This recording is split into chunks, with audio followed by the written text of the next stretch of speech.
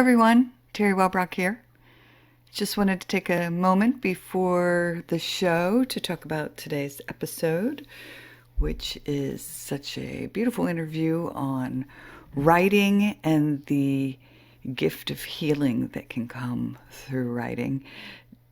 My guest today had answered the questions that I always send to all guests before interviews to say, these are some of the questions we could talk about. As so many of you know who are fans of the show and listen to multiple episodes, or all of the episodes, you'll know that we normally don't get to all of these questions because these conversations take on a life of their own.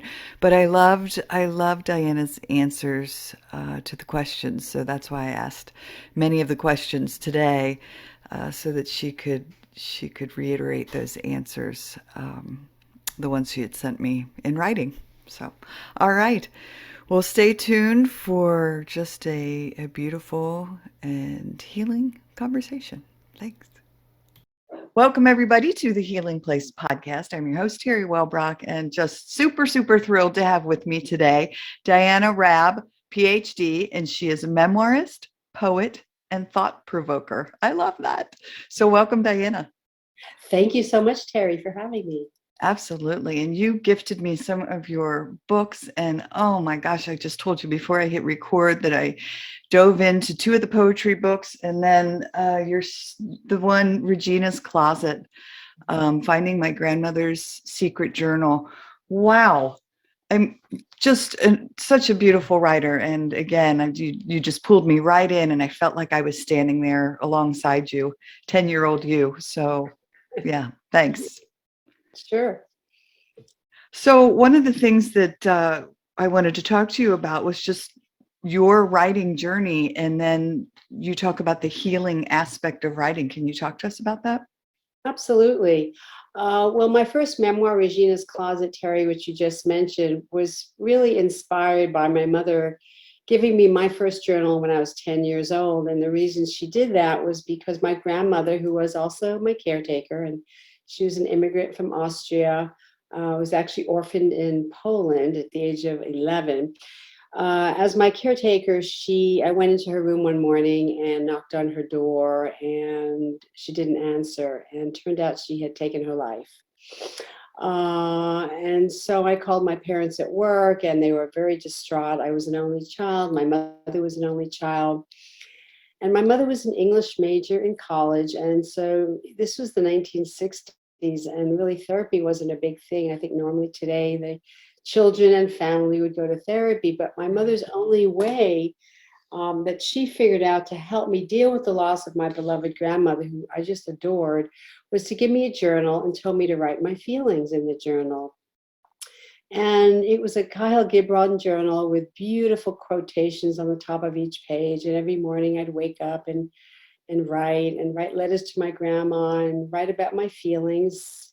And so from a very early age, I realized that writing was healing because it made me feel better. My journal became my confidant, it became my best friend, became my sibling. My parents worked full time, so I was spent a lot of time alone. And so I realized, that it was quite healing. And as I progressed into adolescence, when I went through one of a very turbulent adolescence growing up as a hippie in the 60s, and I would again pick up my journal and do some writing. And then all kinds of things kept happening. My grandfather died, another time to journal. Then I was on bed rest with 3 of my children. So I actually ended up writing a book based on, healing during that experience. So I realized my whole life, every time I've journaled, very often it's led to a book, but I realized I felt a lot better. And that's why I love teaching journaling and advocating it to anyone I talk to. Yes. And you teach journaling and teach writing, correct? I teach journaling and I teach memoir, correct. And I have journals. Unfortunately, when my parents moved from my childhood home, the only thing I got was my grandmother's journal, being orphaned in World War I. So she was a journal keeper too, but they threw away all my journals. So I don't have any of my childhood journals, which makes me very sad. Yes.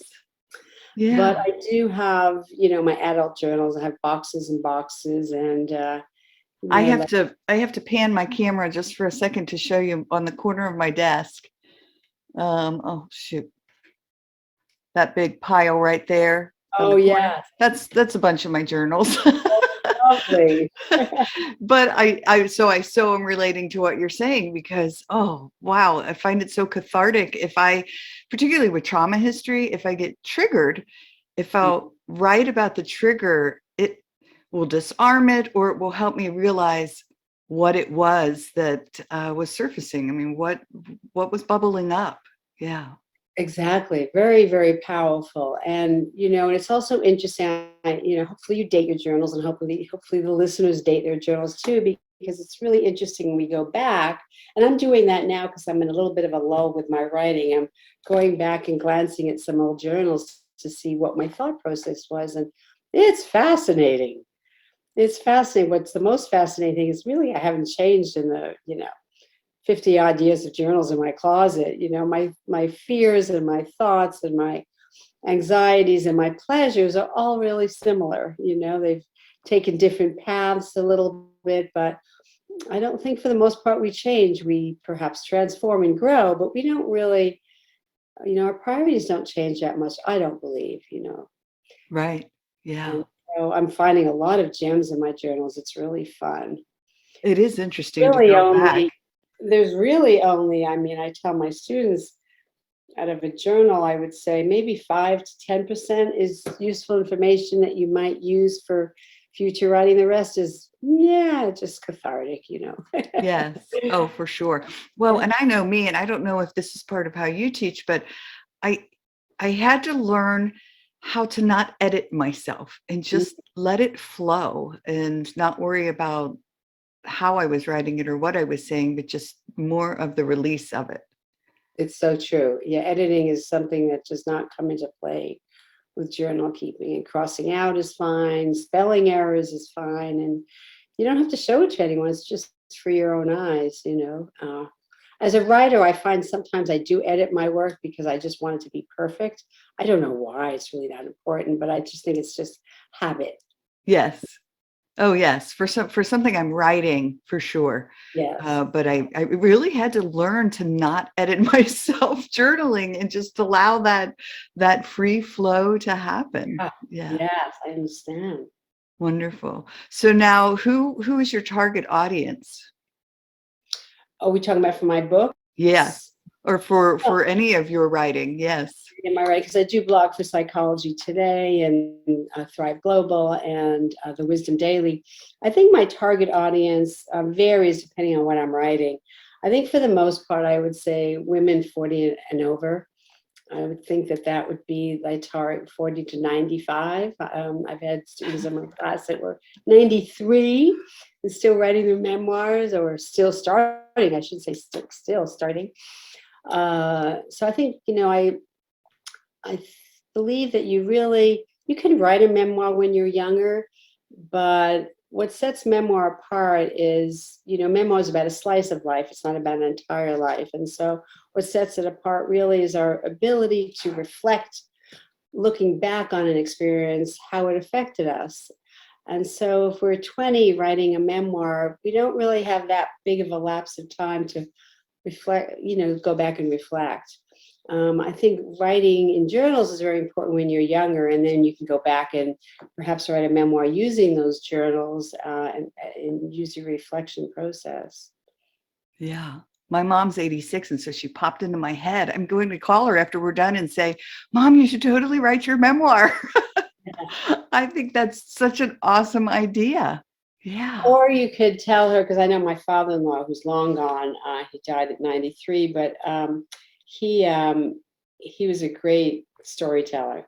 And I kept telling him he'd been through so much. Please write your memoir. He said, "Oh, I bought him journals and leather with fancy pens and all this." And finally, I said, "Okay, you're not going to do it. So here's a tape recorder." Back then, when Yeah. tape recorders were around, just you tape it or put it in your iPhone, and just so there's some record of who you are and your history. Because what a gift to your family! Huge gift.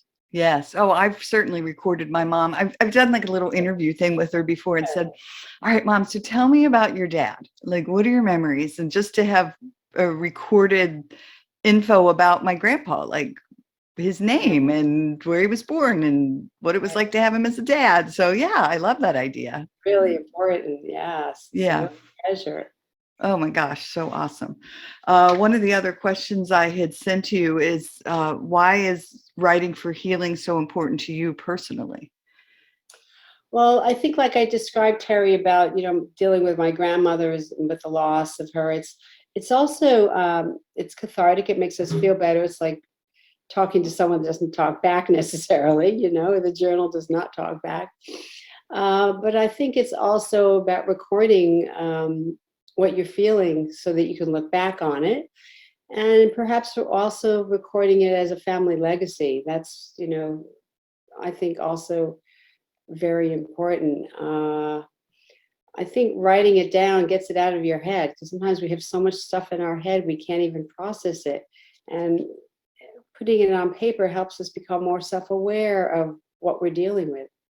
Oh, I tell people all the time that sharing your story, well, one, it just creates soul connections because other people, especially if you share it, other Right. people can say, oh my gosh, me too. That helps people feel not so all alone in their journey. Exactly. Yeah. And it Yeah. helps other people navigate their own journeys too. Especially like you were talking about trauma, especially if they've been through a similar trauma than you, then it would help them. So that's always a good thing. Oh, yeah, for sure. Yes.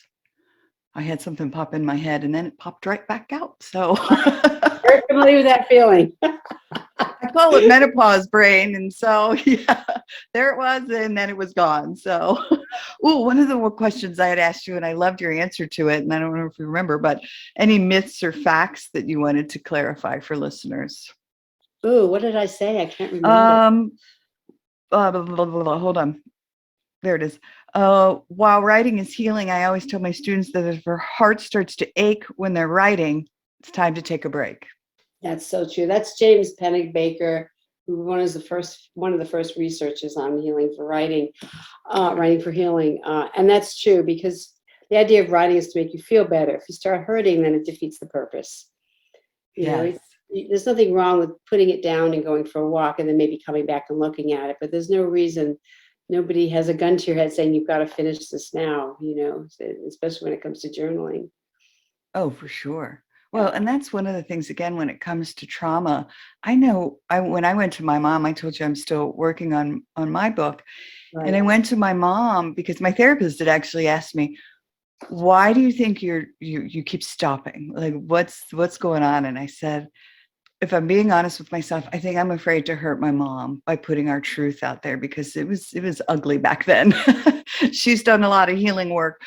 but it is so true. And so there's just almost maybe a guilt thing. There's just, I don't know, a weight that I've allowed.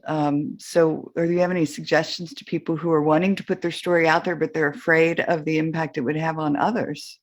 No, that's a great question. Well, let me start by saying that fear is a showstopper. I think one of the things I always tell my students is to have no fear. And again, it goes along to what we were saying in the beginning, which is, I think it's before we went on the air, is enjoy the journey and don't think of the destination. So enjoy your writing process, but don't necessarily think about, oh, what is the person going to think? Uh, my memoir, the early part of it, my mother was, well, she is still, she's 93. She's narcissist, very self-involved, and she really never takes other people's feelings into consideration. And there was a scene in the book, early in the book, you might have remembered when she handed me my grandmother's journal, and it was not a very pretty scene, but and I felt bad including it, but it was the truth. So the fact is, I'm putting the emotional truth in. I'm putting some good things about her in because everyone has a good and light and dark side. I don't like using the word good and bad, but a light and dark side. And so I think it's just about telling your emotional truth. And from the time you start writing it to the time it actually might get in the universe, that person might be gone anyway. Yeah. Yeah. Fortunately, I think I had a mentor, a writing mentor for my MFA program, and he wrote a fantastic memoir also about a very traumatic, very dysfunctional family. And he ended up just writing it, finishing it, got it edited, put it in the drawer, and when everybody was gone, he published it. So Oh, that's, another option. Or very often our family or loved ones don't even read our work. I mean, I don't even think my mother read my book. I think they might be maybe the rough draft, or, it's just, again, I think the word of advice is have no fear.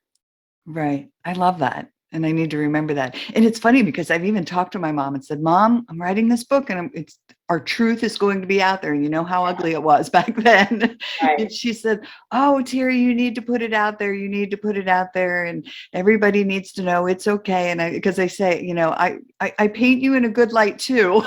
Just like what you said, there's the not so pretty parts. And then, but I think that's all of us. I mean, that's life and being human, right? Right. Yeah. Well, all right. Well, you're convinced me. I got to not just not let the fear be the showstopper. That's right. Just do it, like Nike says, right? Right. Exactly. Exactly. Awesome. So, what supports and resources have you utilized along your own journey?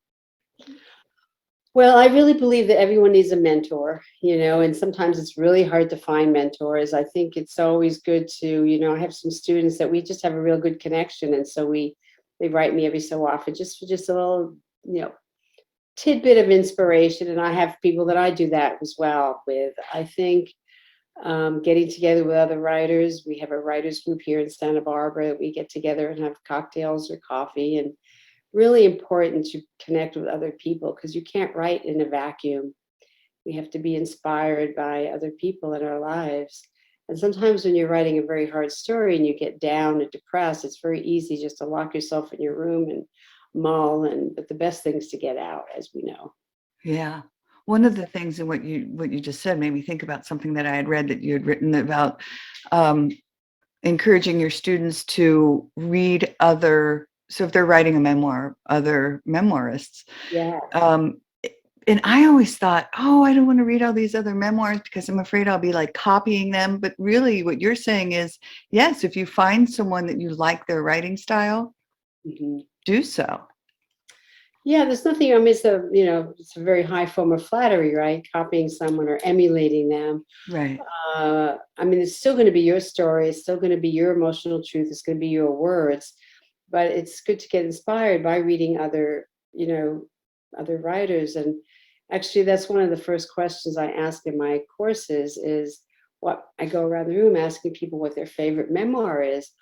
And it's amazing how many people sit there and say, I've never read a memoir. And I Oh, say, wow. you can't write one unless you've read a lot of memoirs. I mean, you can, but it might not be great. You know what I mean? We have to be inspired and we have to emulate wonderful writers. And oftentimes it's a voice of the writer that we love. Like we find one writer we like, and like Mary Karr, it's very unusual for someone to have written 4 memoirs. She's written 4 memoirs. So if you like one of them, chances are you'll like another. And so you just read all their books because you love their voice, and that's how you kind of learn. It's kind of like a learning scenario. Yeah.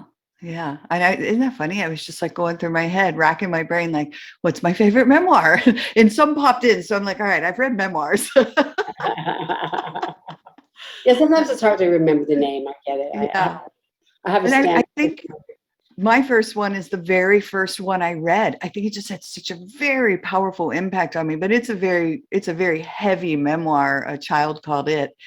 Oh, And it was just, and again, my trauma history. And so being very drawn to trauma, I just think it was just like hit me in the heart and soul kind of read. Yeah. yeah. So that's good that you know what that is, and you could either try to emulate it or find other books that are similar. Or yeah, but it's still your story regardless. Okay. Yeah. Yeah. Great point. Awesome. Um, so if you could meet anyone in the world, dead or alive, and sit down and have a convo, who would it be? This is always the hardest question, but I have to say Anais Nin, because she's been a huge inspiration for me, mainly because she began journaling about the same age as me. At about the age of 10, she began journaling when the father left her home and just moved out. And she started with a letter to her father, and then she realized how good it felt. I don't believe she sent the letter, but she continued to journal, has volumes and volumes of journals. So I'd love to sit down and talk to her about her life and her journey. She had an exciting life. So yes, she would definitely be one of the people. I actually was really good friends with Tom Steinbeck, John Steinbeck's son, and I heard a lot of stories from him that were really inspiring about being a writer. And so that was kind of a dream come true for me too. Oh yeah, for sure. And I know Anais Nin, I can't remember if I've read anything she's written. I'll have to look on my shelves and see. But I know quotes all the time. I'm constantly pulling in quotes Right. of hers just because, Yeah, well, she's done a couple of novels, and between you and me and the listeners, I don't particularly love her novels, but she was known for her journal keeping. I mean, she published all these volumes. I think 9 or 10 volumes of journals, which were just, I mean, her heart was in those journals. You just felt every feeling, and she's such a beautiful writer. She wrote a book on essays too, which was really good, but her journals are really what she's known for. So if you haven't read them, then I suggest you pick it up, one volume anyway. Yes, for sure. And I want to say maybe it was the essays that I read, because I can almost say for certain it wasn't the journals. Okay. So yeah. Okay. Wonderful. Well, thank you for answering that question. It is one of the questions that I throw out there, and people are like, oh my gosh. It's like when people say, "What's your favorite movie?" Oh boy, well, today or yesterday? That's right. It depends on the mood. Exactly. On the mood. That's right. Awesome. Well, is there anything else that you wanted to touch upon that we haven't had an opportunity to discuss yet? Well, I just want to encourage, I think everybody has a story, but I don't believe that everybody has to get published. I think it's really important if you're starting to become a writer. People are so obsessed with, again, we spoke about the destination, and just start writing, and what happens happens. Trust the universe will figure out what the path of your project. I think that's the most important thing to remember. And it's not so important to think about your audience. That would be your publicist or your agent's job, not yours. Yes. Good advice, because I went through a Hay House writing seminar. I went to it. It was awesome, and I learned so much about building platform and all that stuff. But yeah, it was like figure out your audience, and oh my gosh, that was one of the hardest things to try to do. Yeah, they ask you to do that in proposals now. I know that, but get more bogged down with the writing is what I would say. Yes. Yeah. Well, and I lose myself, and that's one of the gifts I think of writing is once I start, is just losing myself in that process and the flow. Is that what they call it? The flow. Yeah. So it's such a beautiful feeling, isn't it? It's kind of like being in a trance. Yes. Yeah. Wake up. Yeah.